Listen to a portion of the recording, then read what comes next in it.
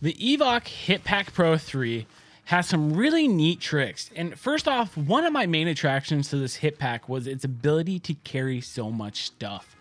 You know, this pack has a 1.5 liter hydration bladder, but if that's not enough water for you, you can also rock 2 full-size water bottles in the pack. This was one of the main features I was excited about. And out here in the desert heat, 1.5 liters isn't always going to be enough on a long ride. So being able to rock a hydration bladder and an additional 2 water bottles ensures that I don't die in the middle of the desert from dehydration. It's the ocean! Come on!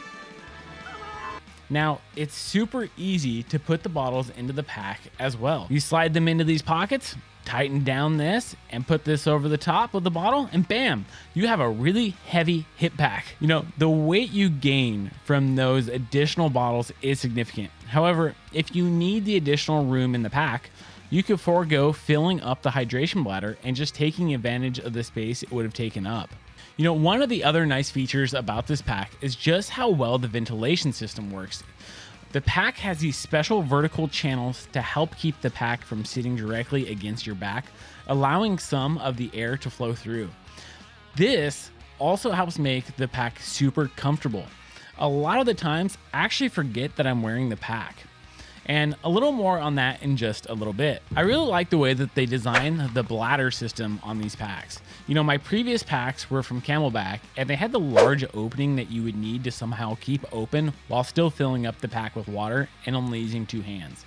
You know, this pack utilizes a super simple design that makes filling up super easy. So the hose retention system is pretty cool as well. It's got a nice little magnet that keeps it in place. And on a side note, they do sell these separately in case you break one. Can you guess how I know that? Real quick, before we continue, consider hitting that like button, and if you're enjoying this video, subscribe if you want to see more content like this. Also, drop a comment down below what you think about this pack, and I would love to hear what everyone else is running. Cool. Now back to the review. So the pack utilizes a feature called the Inti Flap, which helps adjust the pack for going uphill or bombing downhill. And when you tighten up the strap here, it keeps the pack nice and snug against your back, that it doesn't flop around while you're bombing down the hill. And if you loosen up the straps, it will allow more airflow through the back of the pack. You know, this is super nice while climbing, but to be honest, it's a feature that I tend to forget about all the time.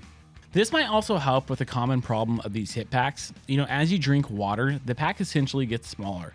And when this happens, the pack ends up getting quite a bit looser as you drink, and the only real way to fix it is to adjust the straps and make it tighter again.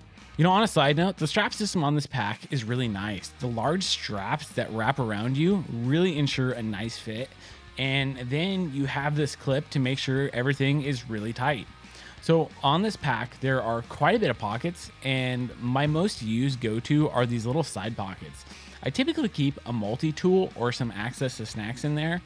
And inside the main compartment, you have your spot for the hydration bladder and these little Velcro snap to make sure that it stays put. The main area has a ton of room for stuff, and the front access area has some really cool mesh pockets and a nice reinforced zippered area.